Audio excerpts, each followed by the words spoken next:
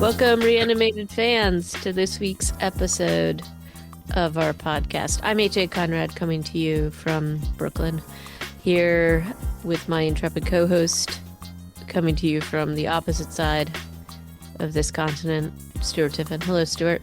Feeling the low energy in this intro, AJ. Sorry. It's it's your plague. It's coming down through the airwaves and it's affecting me. Oh, Now, that's understandable. Yeah. Stuart's under the weather, but this does not mean we will not go on. We will go on. I We're mean, gonna what are you gonna do if you get a cold in zombie apocalypse? You're just gonna tuck do up in bed, lie down, have a little hottie body, or whatever they call them in England, and it. a cup of tea? No, you gotta force yourself to march into the zombie-filled streets or I think you something. hide, or you have to like hide your You your probably should just hide. Yeah. um or eat a spleen, as it may be, which we'll talk Ah, about later. But cure all. before we get to our feature or our recap and summary of the day, which we've been watching Generation Z. We're on episodes 3 to 4, and we're talking about the show Generation Z, not the actual generation, just in case people are confused. But before we get to that, we have a few news items.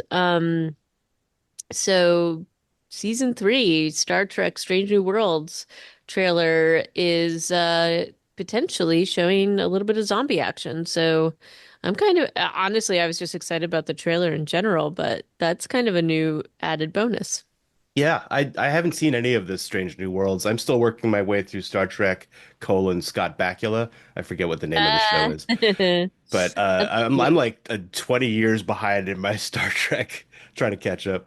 that's the Uh, nice thing about Star Trek, though. You can just kind of focus on a season and it doesn't really matter. You can just kind of pick it up wherever it is. it does feel, yeah, it's like timeless because it's all 2,400 years in the future or whatever. So I liked Scott Bakula as a captain. I thought that was great. And I then just to, like Scott Bakula, you yeah, me know? too. He's And I great. loved it in that show they also brought in his Eagle? co-star from Quantum Leap for some stuff.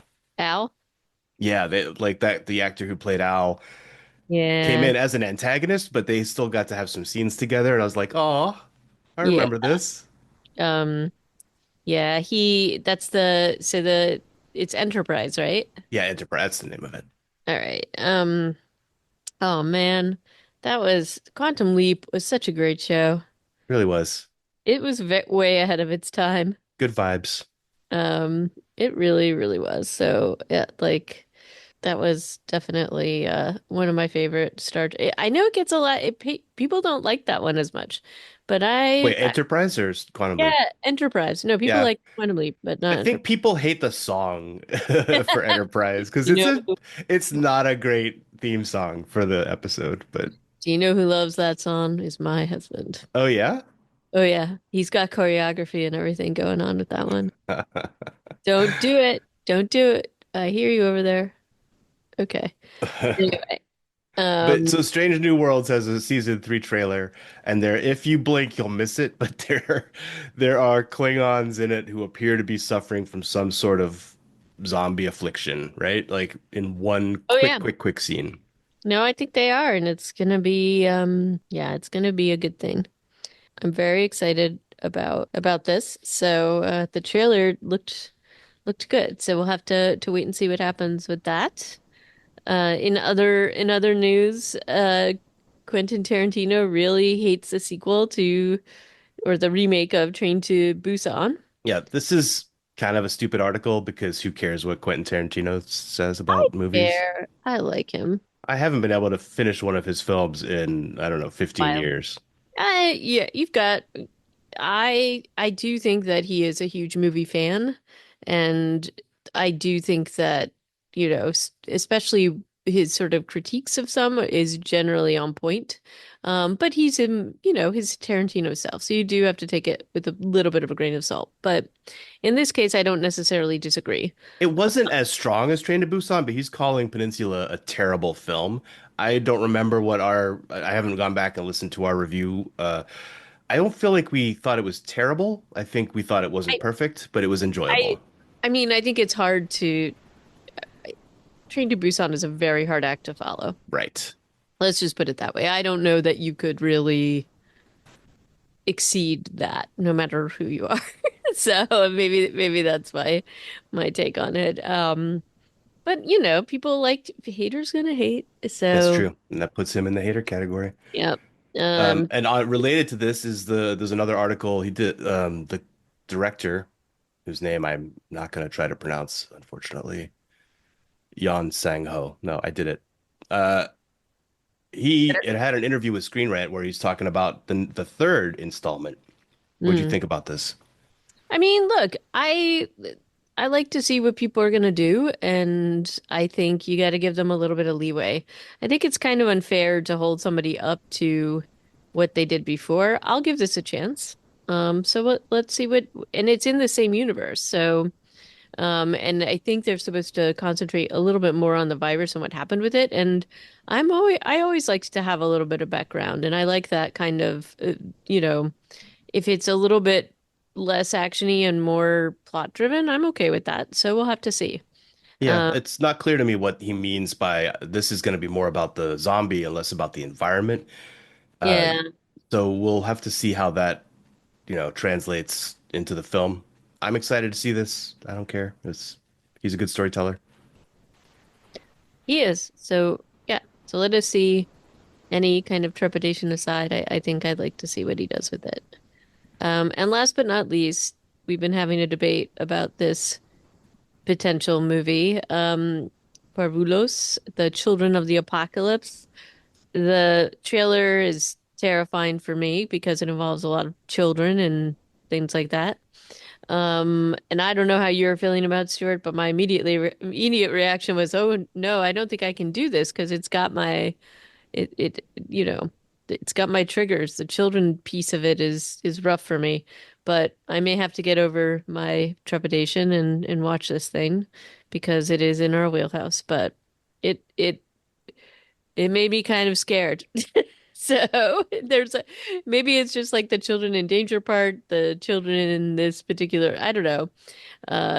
Some of the parts of the trailer did not look good to me, but It's not that it doesn't look good. I think it's just that it looks terrifying. This looks like a horror movie it's more zombie of a film. horror. It's a more of a horror zombie film, and that's just not my And fave. so often we don't get horror with our zombies, which is funny because you think it's a horror subgenre, but Oh, right? I think this will be fascinating. I like the fact in this LA Times write-up about this film, they talk about his influence from Guillermo del Toro and Pan's Labyrinth and the combination of beauty and brutality. And I think that this guy has really taken that to heart because you look at the cinematography in the trailer, the way everything, it's not quite black and white, but it's like super, super desaturated. I think he's taking a very artistic approach just in the cinematography, and then who knows how the story is going to unfold. But yeah, lots of kids, terrifying. So right there, you set the table for bad mojo. But I like it. I'm excited. I think we're gonna have to do this one, but we can hold hands and jump into the abyss together, HA. I don't know. We'll have to see how I'm feeling about this, but yeah, this is not my favorite crossover kind of thing in terms of the genres, Yeah. but I may be convinced. So we'll have to put a pin in this. We have a lot to get to before then, including the rest of our season of Generation Z. So, are you ready to hop into it? I would like nothing more than to do some cartwheels into the Golden Uplands retirement community. This is episodes 3 and 4. The episodes don't have titles, kind of like a lot of American shows tend to give their episodes titles. But there's episode 3 is the name of this episode. Yep. All written and directed by Ben Wheatley. So this guy really had a firm hand on the tiller for every single episode of the show. Yep. Um, Um, yeah. So where did we begin with this episode? I think it was with Cecily luring somebody from her gang, luring employees from Golden Uplands out into the woods and then a eating them. hapless a hapless nurse, or She's something. just watching TikTok videos about dogs and kids riding bicycles. She's a nice young lady. Yeah, and Morgan's kind of watching this happen without intervening, so I got some questions about Morgan now. Well, yeah, Um, these two episodes do nothing but raise questions about Morgan. Even Finn is asking questions about Morgan in these two episodes, and she's like his biggest fan, right? Yep. So, Yeah, I think there's more to Morgan than meets the eye. He's certainly more than just like a basement dwelling cannabis grower. Yep. Yeah, he in Um, these two episodes he becomes like the exposition machine too. yes, but also we get to see that Cecily and Morgan are connected. They are old flames, so that's kind of funny. Yeah. They really um they they really just sort of like up the stakes in this episode, and it gives a little bit more it's some interesting context. Yeah. So It goes in a bit of an odd direction where suddenly there's just so much more to it. yeah. But So anyway, like I do Cecily, like that he tries to talk. He tries to kind of intercede before Cecily and her gang are able to take over the retirement home, but not like physically. Just he tries to talk them out of it. yeah, but not very successfully. I also have to say, given all the resources that we know Morgan has and his paranoia and all a bunch of stuff, like there's a lot here that I'm just very puzzled by. You know, he doesn't lock the door behind him. There's clearly locks on it, and then he sort of like has to resort to blocking himself in after his negotiations with his zombie friends don't go so well. And then he just takes his sweet time getting out that window. I mean, I know it's kind of a hard window to get out, but I will say the editing here and the time the pacing here, this bothered me a lot. And there's a couple of things within these two episodes that on that front really annoy me. There's not, Why didn't he go down his escape hatch instead of out the well, window? that is my question. And then that's just like it's there. Nobody else knows it's there. Yeah, I guess if he didn't have the window unlocked and open, they might have stayed in the room and looked for the hatch. But these zombies don't seem that smart to me. I don't. And anyway, it took him too long to get out of the window, and so of course he got bitten, and it just was so annoying to me. Um, and then we've also got Wait, we hold up. Before you move on, him getting bitten and this becomes more of a issue or a topic as the two episodes go on, the stakes don't really feel like they're there for him. I mean, when he's initially bitten, we're like, oh no, that's it for Morgan. But, you know, like the stakes for him, maybe for Finn, feel like they are in cryostasis or something. well, I mean, we saw earlier because they did this kind of reveal that he had some vials. The minute he heard about the chemical spill, he's pulling out these vials of something. So I think the audience knows that possibly he has a cure, but though we don't know what that means, or maybe he's got something to counteract this. Mm. I actually thought he was maybe giving himself something to already counteracted somewhat like a vaccine, but I guess that's not what happened, as we find out later. But or maybe there's more to it. We don't know. Um, he seems to know a lot more about this though than most people, and Yeah. interestingly, it appears that Cecily does too. And so that's kind of the twist that I wonder if they'll reveal even more in these next couple episodes after these two. Yeah. Yeah. Are they actually the ones who instigated it? I don't think Cecily is, but Well, but suddenly and anyway, we'll get into more of this because there's things that happen later on in the course of things unraveling here. Um, but so anyway, I do right. want to just touch on because of what the stuff that goes on later. Cecily's pitch to the Golden Uplands retirement home community, who are just trying to watch their TV, is I'm coming here with a gift for you. I used to be dying, and now I can do these cartwheels. And you know, her stunt double does a bunch of cartwheels, and it's you know it's great. And they're like, oh, cool, free gifts. That's her pitch. I just feel like it's worth pointing out that she's like, look, look at what I can do now. Mhm. And that's in stark contrast to some of the stuff that goes on later once Janine joins the zombie group and the drama that unfolds Enthuse. after Yep. that. Um, and so that like those scenes kind of end with Morgan eluding the zombie horde. Cecily sicks Frank on him, but Frank is and the others are unable to find him. What we have also going on is Kelly and her dad, who is not dead, who I thought was definitely going to be dead, are at the Yeah. hospital. And she's talking to Charlie. Charlie's coming to the hospital to help out.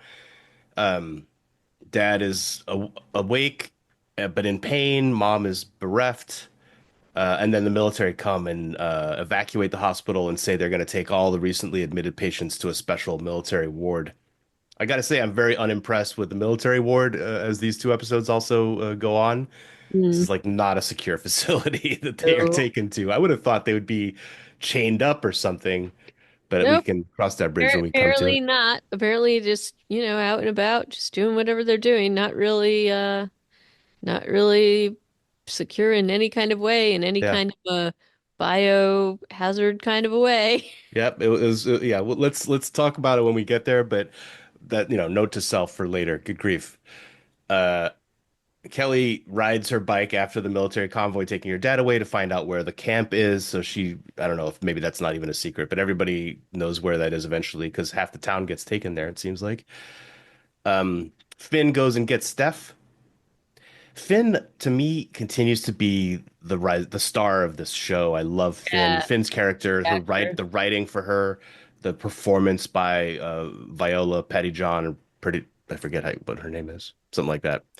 She's fantastic. She's really good. I want a show about her. I want a movie about this character.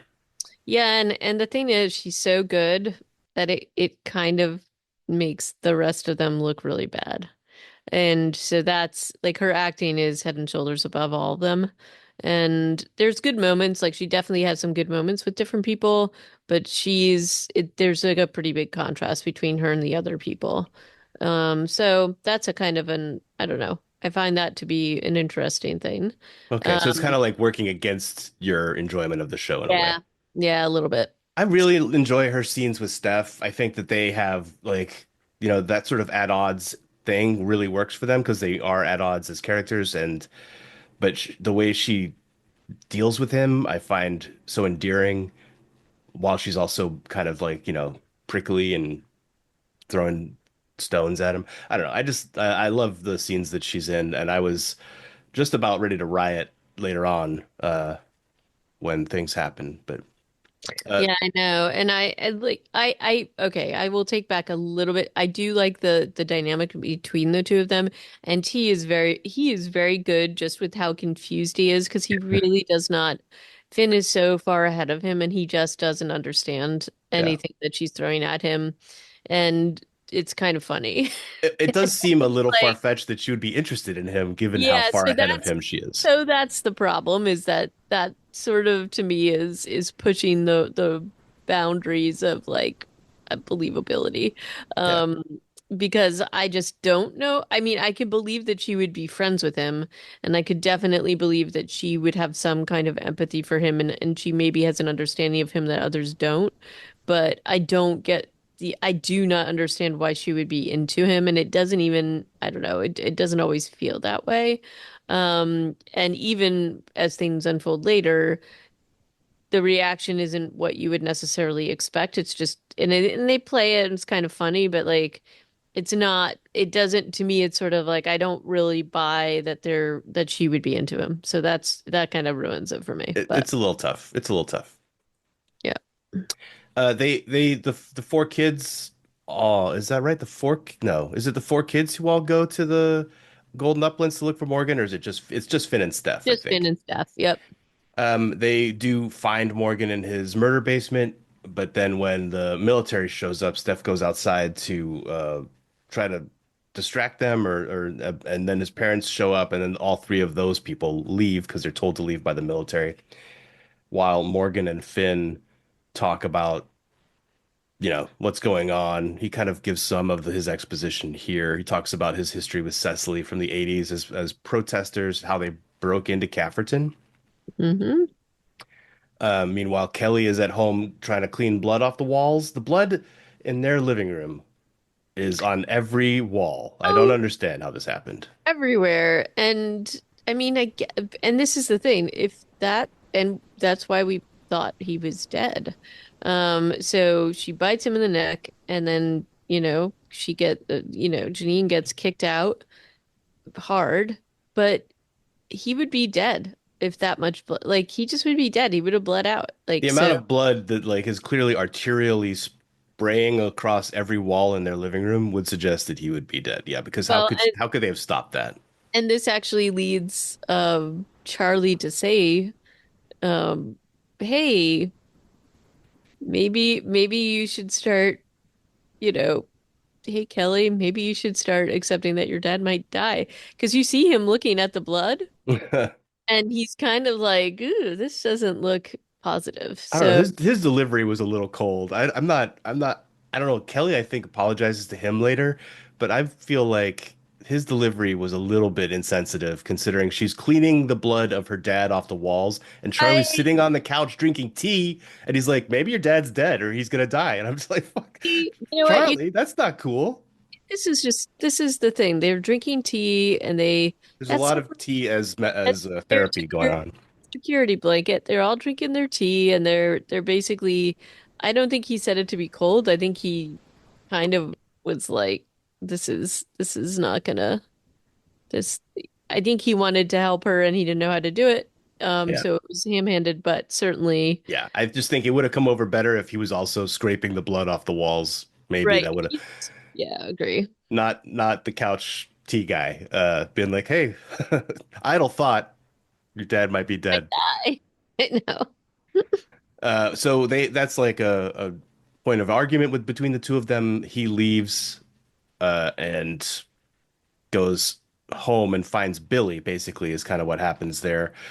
Um, Meanwhile, Morgan has been telling Finn that he recognizes the canister in the back of the video that he's found through like traffic cameras, and he's like, "That looks just like the canister that I saw at Cafferton, and it's got a bioweapon." And he starts to just unravel the whole plot, and you're like, "Wow, He's that got an awful lot of info. Let's just say he's got a lot of information about this, yeah, like an enormous amount. And also, can we just talk about how clear that video is? And he's like, "Oh, look, yeah." clear as day." And it's like, you're not gonna get that quality of video from a traffic cam, but okay. Yeah, Um, and not only does he know exactly what that canister is, what the bioweapon inside does, how it works, who it affects, the time of the way that it affects people, he also has samples or like antidotes and stuff.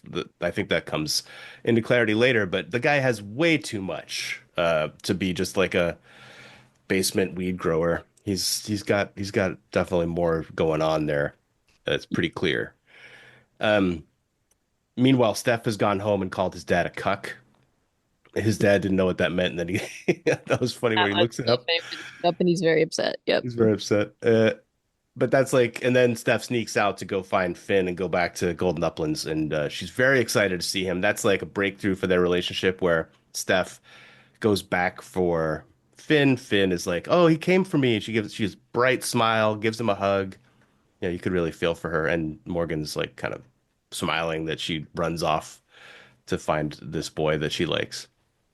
As hard to believe as it is, when Steph shows a little bit of interest in her well-being, she is over the moon. Yeah. Um, we also have a little bit of some things going on with Billy when she's home and she realizes that her mother is with the horrible boyfriend. And we find out later that it's that mo their mother was probably with him ahead of time before their dad died, and there's some implication that their father potentially um, died at his own hand, or this was in maybe because he found this out. That doesn't really fully get resolved, but Billy just kind of leaves that there. Once again, as they're drinking cups of tea, where she Hmm. delivers this incredibly dramatic news. So maybe that's just how it goes, generally. I don't know. Billy Um, is a little problematic. Other than her ability to just find vans yeah, constantly, she finds two vans in the courses of these two episodes and purloins them. She Once she figures out that Michael is still there, she just grabs her backpack and leaves the house. I feel like she went home to save her family. These actions do not I mean, I get that there's baggage there, there's history, but instead of stay and help, her initial reaction is to leave. And I think, I mean, yeah, that's probably the flaw built into her character in the story. That's fine, but it's problematic considering her goal is to save them. She can't really do yeah. that out in the woods at a campfire drinking tea. Yep. Definitely. Um, it's this is something that this and again, that's I think that's one of the things that especially in these two episodes, there was a lot of sort of dramatic sort of acting out that didn't feel really true to what would actually happen if this was an emergency situation. So that with her, even with Kelly and Charlie, I don't know, and even between Billy and Charlie, all of it feels almost, it does not feel realistic enough to me, or it doesn't feel, it feels like it's being put on or it's being done just to get the characters to the next point in the story, and that's kind of takes you out of it, or at least for me, it did. So I just don't, if she cares that much about her little sister, she's not gonna let a little thing like this jerk get in the way. In fact, I think she would probably just take her, like, maybe she's mad at the mom, fine, but she's not gonna leave the kid there. So not when she knows what is happening, and certainly not after she finds out that it's all like now it's all over the community, because Charlie basically confirms that Yeah. everything's that's been happening. So I just get, especially given what she saw with her partner, and why she's even there in the first place, it doesn't feel realistic to me that she would be just doing her thing. And by the way, all of the time wasting in this episode and the next episode drive me bananas. Specifically because of Billy going out to the woods or other Yes, people yeah, wasting time. her out in the woods, and then again out in the woods later when Yeah. there's insane bigger.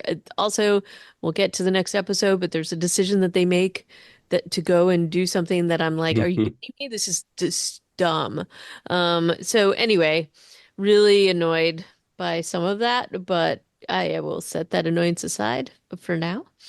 Um, and in any case, I do like that we know a little bit more, even if it's a slightly ham-fisted in how they do it, with Morgan just expositioning away. But I do Yeah. like how we know a little bit more about what this potential virus does and why it interacts differently, and now some mysteries are starting to be resolved, which I think is kind of cool. So the idea of this virus is that the reason why the older people are able to kind of, so indeed the other woman died, the woman that they had seen that was like, the one in the bathtub, she was dead. And part of Yeah, this is, that was a revelation for me in this episode. yeah, They were and like, I "Oh, like. she died," and Morgan's like, "Yeah, it's because if you're not old enough, this thing will just kill you after it makes you a zombie." So I mean, to me, that's kind of an interesting twist, just with the idea of this particular mythology and this virus and the mechanism, and the fact that it's like that older people have a slower metabolism, so it doesn't act in the same way. So that's kind of interesting. More disturbing though is that well, it's kind of also interesting that it's supposed to have a it was the research, and what it was supposed to be used for was basically injury healing, like quick healing and that kind of thing, in which you could see that there would be definite benefits to having something like that, especially if you're in like a military situation.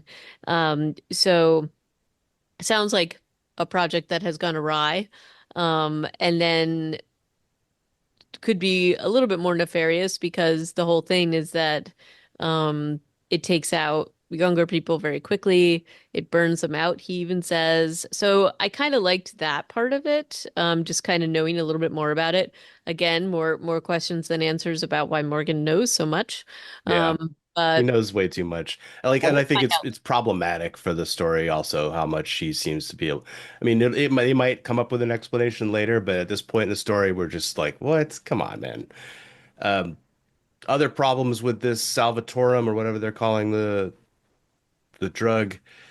Janine meets up with the other with Frank and the other zombies in the woods. They immediately have some sort of chemistry because he gives her a sniff and then they smile at each other.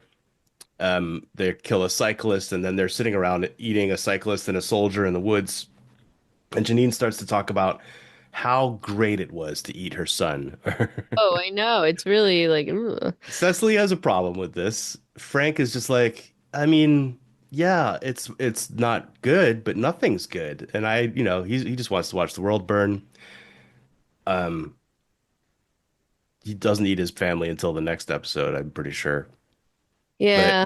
He's clearly on board with this idea of eating your family. Cecily's like, that's not cool. But she's obviously some of the misgivings she was exhibiting in previous episodes are still with her. I'm not sure why she's special in this respect. Well, I mean, I think we've seen with the virus that even though it's trying to whatever mechanism that's making them hungry and whatever, we've seen multiple examples of the infected person telling people that they care about to run. Yeah, So we saw it with Billy's partner. We saw it with Kelly's dad later. yeah. But it's I think you can still maintain, and then obviously like you can still maintain, you know that this isn't right, and so you might be battling against yourself.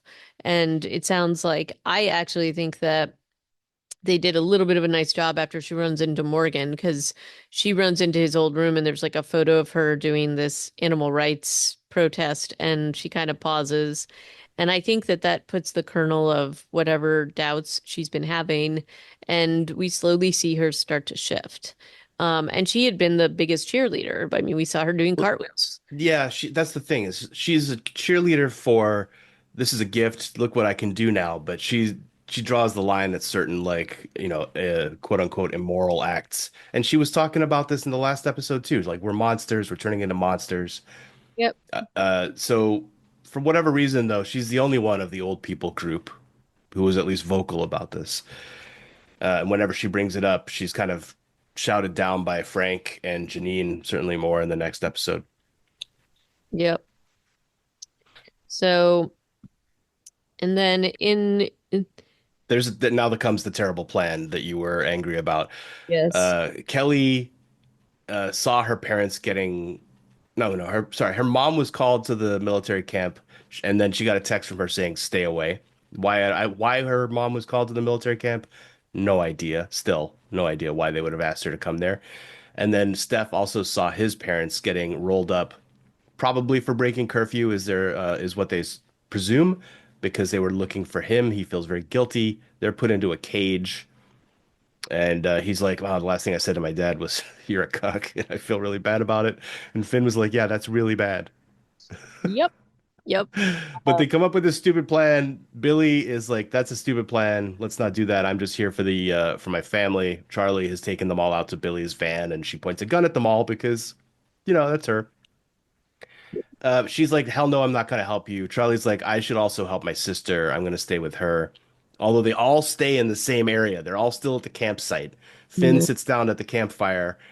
Kelly and Steph go off into the woods and smooch, which then apparently sex happens off screen. Maybe we don't know about that until the next episode too. But Finn is just sitting there.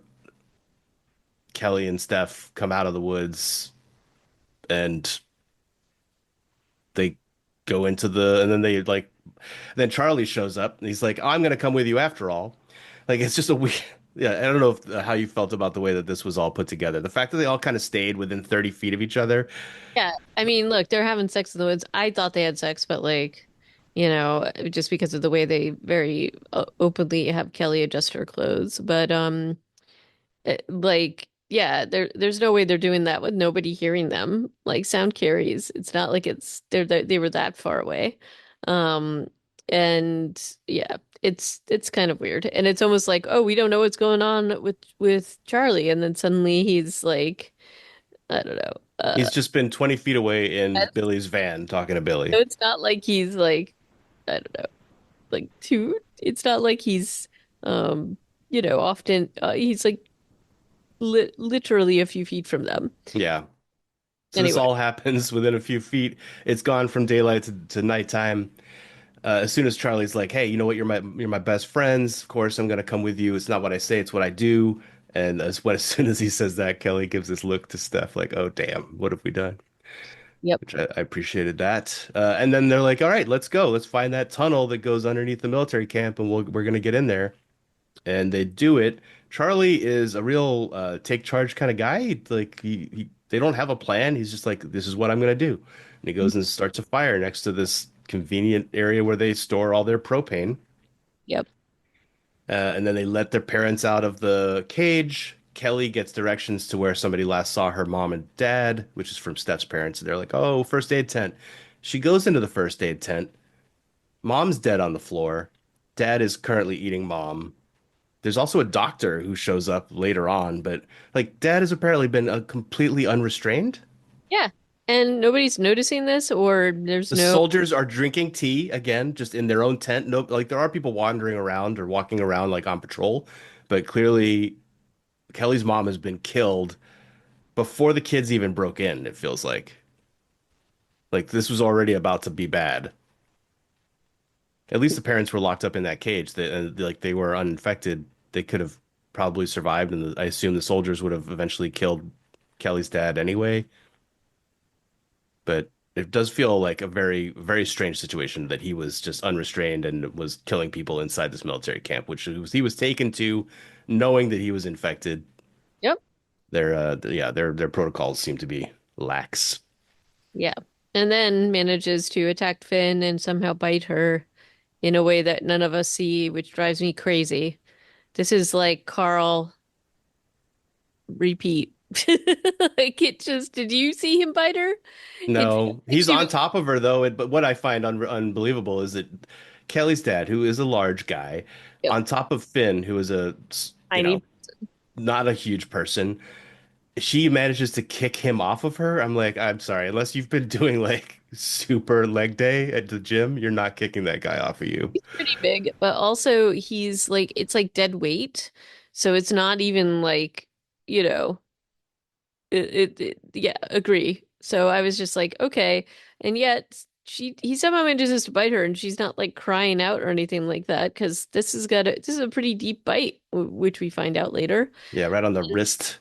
Yeah, it's very just this really, it's her bite. Ugh. Anyway, so of But course, after he bites her and he's yelling about how hungry he is, he also yells to Kelly, "Run," which right. is what you were referring to earlier. He yells to her to run and then screams again and gets shot in the head, presumably by one of the soldiers. Yeah. They escape through the tunnel, but they are chased by the soldiers. They jump into Billy's mystery machine van, but then that gets shot to hell, and somehow the soldiers are unable to catch up to it, even though they're in the woods. They have headlights on. I feel like it would be really easy to catch the van Yep. because Um, the van breaks down and then they stay there until daylight the next day. And I don't know what time it is or how much time has passed. Certainly enough time for Finn basically to turn into a zombie, which is kind of where like this is where the revelation of her arm being bitten is the end of episode 3, but episode 4 it starts with some other stuff, but Finn basically dying and turning into a zombie is early on in episode 4. yeah, and yeah. We also forgot to chat about the fact that Billy's army pals or her Yes, military, they're out looking for her. they're looking for her, and this is the thing, is that even though um we've got we've got her mom's relationship going on, this is not um like Michael could have ratted her out and doesn't, even though he asked if there's a reward. So Well, he doesn't know where she is anymore.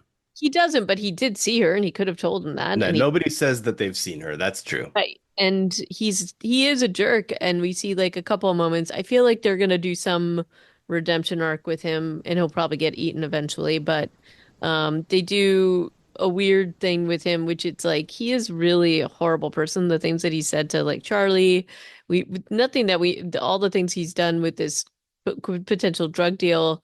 But we see this one moment, which I'm like, okay. And then there's another moment with the kid where he's like, nobody likes me. And the kid is actually like leaning on him, which I'm like, I don't know that the kid would do that, but okay.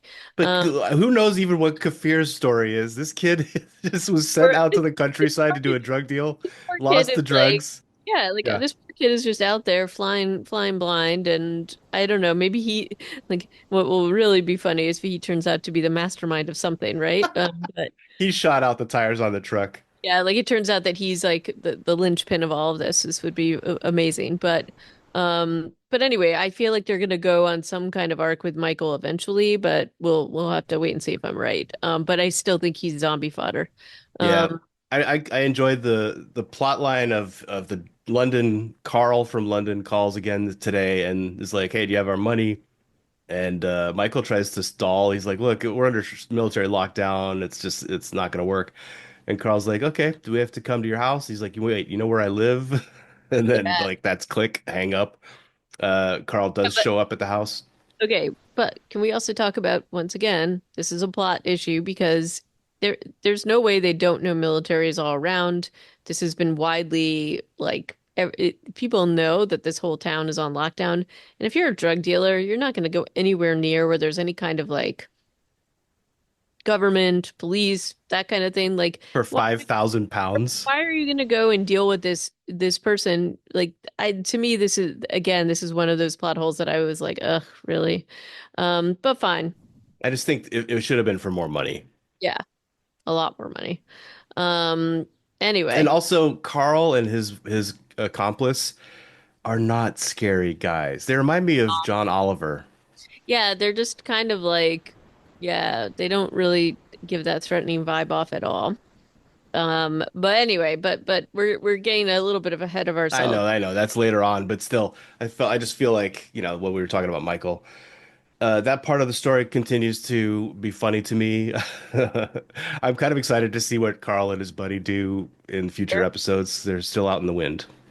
But in this episode at the beginning, we've got Frank out there causing all sorts of problems, some flashbacks, and I gotta say, this guy does not seem like he's a great stand-up guy. Apparently, he like left his whole family and just pops back into his son's life to discover he's got a grandson and basically is being like kind and nice to his son, and his son's so happy to have him back, and then he eats his whole family, and it's like really upsetting. His grandson is like grown. Yeah, like that's how long he's been out of the picture. Yeah. And it's very I really disliked this part of it, but I guess it's to show the contrast between what's going on with Cecily now and Janine and Frank, The and way that they're they tell all this story is also designed to make you, upset. have that reaction, be upset. They don't show the attack, which is a kindness, but they show the aftermath. And when he's like, I hadn't seen my son in years, but sometimes now I feel like I can feel him. But then he pats his stomach and he's like, in here. Uh, I thought that was hilarious. But yeah, also Cecily is looking at this going, "Oh my God, this is terrible." yeah, yeah. This I think leads into the come to Jesus between Janine and Cecily in the barn. Yeah, and I kind of like the fact that it just, I thought it was going to end in a certain place and it didn't. Like, it ends up being like, kind of like a kaiju battle between Janine and Cecily.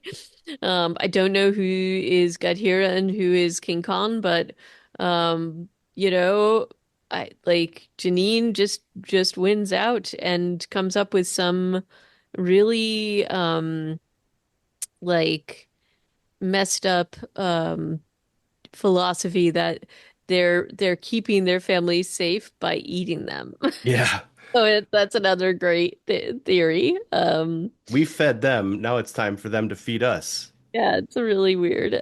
But anyway, she just throws Cecily down into this valley and leaves her there, and they her group just she wins the battle and the group keeps going on. I had a feeling Cecily was still rocking about, and I was right. Yeah, But these zombies are pretty hard to kill, as we've figured out.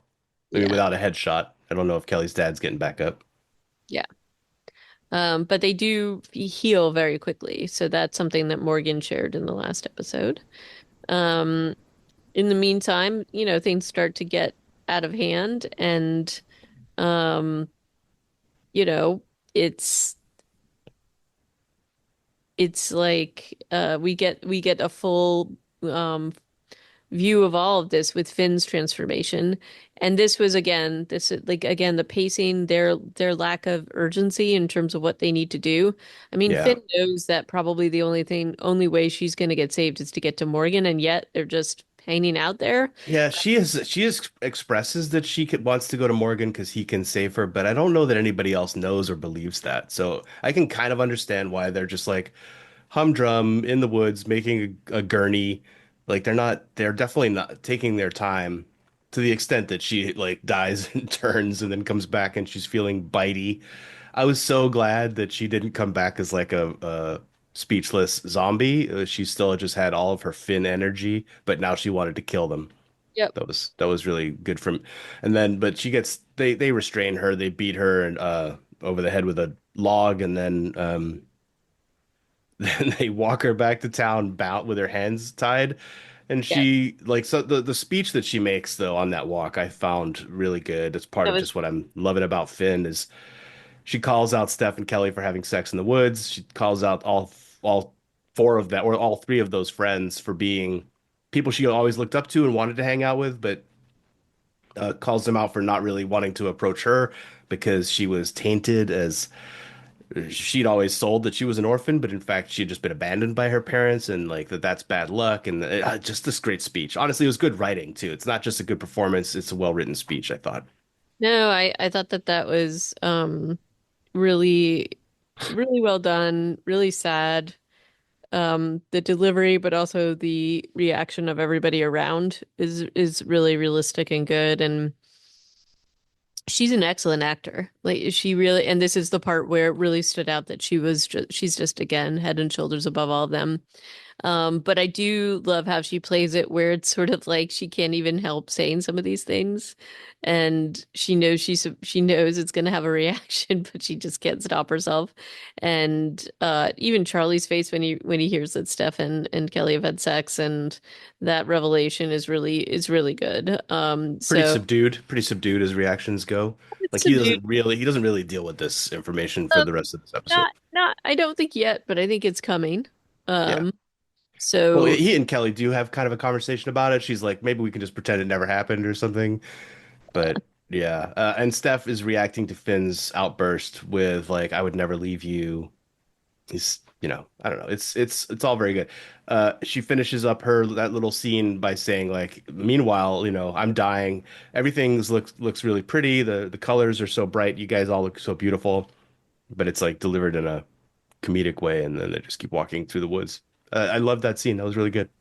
it was good. It was definitely one of the highlights of the show so far. And then they end up finally at Morgan's, and Billy at that point is sort of like, "Oh, I'm gonna go and rescue mom and the kid, Maisie," Yeah. and leaves them to it. I feel like the Billy character is not like is not developed enough. They don't really do enough with her, and then it's, later it just becomes ridiculous. But in any case, they go to Morgan. Morgan reveals all the things he's going to reveal. He's been shooting himself up with this to keep himself like not in stasis. And I do like his explanation about all of this and what he's doing with Finn and giving sort of the guidelines, which is that because her metabolism is so fast, there's like things that they have to do. And yes, it gets dramatic and ridiculous, but it is kind of like funny in some ways. Yeah. Again, his knowledge is way too much for what it is, but I think, Yeah. When he's like, I have to do some surgery. But really, Steph has to do the surgery. yeah. Yeah, but I thought that went well. Like he's like, okay, you're gonna have to eat my spleen, and then we can do the injections later. Okay, cool. Puts us Like on a clock, sets it up for episodes 5 and 6. I'm sure then, gets to my least favorite part of this because episode. Steph gets a text and he's like, oh my gosh, the A levels are back on. That Yeah. is just absurd. And also, like, okay, there's so many things about that that are like, yeah, they're not going to go and do A levels, not when all this stuff is going on. Definitely not. The And second, town's under a curfew. Like, how can they even get to why? school? And even if this is real, which feels like it maybe isn't, it as maybe as a way to get all of them in one place or whatever it is, um, Morgan would call this out. Like Morgan wouldn't let them go. This, like, especially if he knows as much as he knows, there's no way he would like tell them to go out and do this. This is ridiculous. So this plot point just drove me absolutely like I was just not having it. So. I was just annoyed from this point forward in the episode. And then even more so, we've got Billy going to rescue her mother, her sister, and even Michael from the drug dealers. And it's like, you know, first of all, she gets the jump on these two guys. One's got like a meat hammer and the other one's got a gun. And she's like telling him to like move his gun. It's like, no, dude, you take the gun. Like, what are you doing? And she manages to get herself caught up by the police, and then for all of her trouble, Michael and her mom drive off and leave her. I mean, I don't know what they were gonna do, They but waited. They didn't drive off before she could have got in the van. It's just that once they saw her getting arrested by the military, I don't know. They couldn't do anything. That's fair. And then we've got our yeah, hapless drug dealers kind of laughing about it out all. and laughing. And then, I'm going to jump a little bit ahead, but it's like we've got a lot of other things going on with the army, and they're being told to hold people, and so they have Billy, but then the whole outfit that she got taken in by then gets taken over by even higher ups because ultimately somebody's really messed up. We get this slight but not really subtle reveal in the tent with the lady who's supposed to be like she's supposed to be investigating all of this, and Mrs. Westminster, because we still don't know her name. we have no idea what her name is. Um, and essentially, it sounds like all she's discovering more and more, and the interactions she has with Rollin. yeah, are incredibly disturbing. He's I mean, so sinister, but then yeah, he's like, or I don't know, maybe we should just sign the order that launches Operation Icarus, which is basically Project or Operation Cobalt from Fear the Walking Dead, where they've just bombed the city of LA. That's what they're gonna do to Danbury. They're gonna blow it up, and that's containment. yep. We'll be So able to. Yeah, I don't know how they're supposed to be able to argue that to the press, but yeah. that's the plan. And but Rollin is coming across so sinister, Oh yeah. and I don't understand if we're supposed to think that he's behind it all. Maybe we are, but I feel like it's a red herring. Yeah, it feels like maybe or it's him plus many more people um that may be involved, which is even more sinister. And basically, the whole plot point is that there's been bizarre, like, transportations of this virus drug, salvapurian is what it's called, or something like that. And that it's an inside job, and that somebody was just doing this to do a chemical spill. And so it's like, well, how many times were you putting this across the country to get a chemical spill, right? Like, it just seems really weird. I guess we'll find out more about this later, and but in the meantime, everything is really going to hell. So at the A levels, our gang of really bitey elderly try like to take over everything, but before that we've got Finn just like throwing up in the like just because of the exam. I don't know. This just I think felt she's throwing up because the spleen wasn't agreeing with her, but yes, and she she was. eats it out of the toilet, which was It was so gross. special moment. It was so gross. And We've also, just to go back real quick, while she was on the table in Morgan's basement, oh she and yeah. Steph had a moment where she admits that she likes him. This is like the thesis, the statement for why she likes him, but she says it very quickly, something about he acts he's not. I don't know. I don't even remember what it was, but it was like you don't pretend to be what you're not, or something along those lines. Yeah. He's confused as he always is because he just doesn't Well, get it. the best part, this interaction again, and I kind of feel like some of the strongest things are between Finn and Steph. Yeah, Mm, And they're actually both really good actors in different ways, but their interactions are really believable. And Steph is just so confused by her. And even in this, when she says that she fancies him, he's like, "Why?" why? Why would you like me? Yeah. And it's very funny. And I like, and so this is just she tries to explain the concept of a meet cute to him, and he's like, oh, it's like romantic or whatever, and he goes, well, this isn't romantic, and Yeah. she's just like, yes, I know, and Can we also quickly talk about how at the beginning of this episode, when she is dealing with the wound on her hand, and everybody else is being really slow about everything, she's like, Steph, just talk to me. And he decides to tell her about him and Kelly hooking up. oh, I And she tells know. him the three scenarios under which why that might have Oh, happened. I know, and he That just is fantastic right there. yes, yes, that's amazing. So their scenes are pretty good together, Yeah. and um, I just, the part that's very strong about this friend group, and even when she's telling him the worst case scenario, and his reaction is to flop onto the ground. And then Charlie's like, "Why is he on the ground?" There's like really good moments like that. And so I do like, despite the shortcomings of different people within this friend group, that they're still very supportive of each other. And Somewhat. Yeah, somewhat. they are. I think that they're not all on board with Steph sometimes. I think they're a little bit worried about him. They are, but they still support him. And even, I mean, this is a rough moment for him, but when they have the whole A-level disaster where they're like now running for their lives from grandparents, um, and Steph like pees his pants, and they're all like, I don't know that they would even care about this. I But don't, yeah, but it's weird. Kelly goes over to Charlie and is like, I think he's pissed himself. I think he's finally lost it, which I thought was a weird thing to say, especially yeah, about the guy you just had sex with last night. yeah, But what's like really endearing here is Finn is staying right up with him and saying, "It's okay. Your pants are a really dark color. It just looks like heavy ball sweat." I know. It's like that's like it's her moment with him, but And then when he has all that snot coming out of his face, which like props to this actor, Steph, he does like a big snot string, and she's like the face that she makes as she's looking at him. Oh man, I'm just eating all this up. Not the snot string, but the energy between the two actors. They don't actually get out of this scenario by the end of this episode. They're still kind of stuck there. they're stuck. Um, but they're talking about going to what is it? The makeout, the basically the bunker out in the woods. That's their plan is to get back there.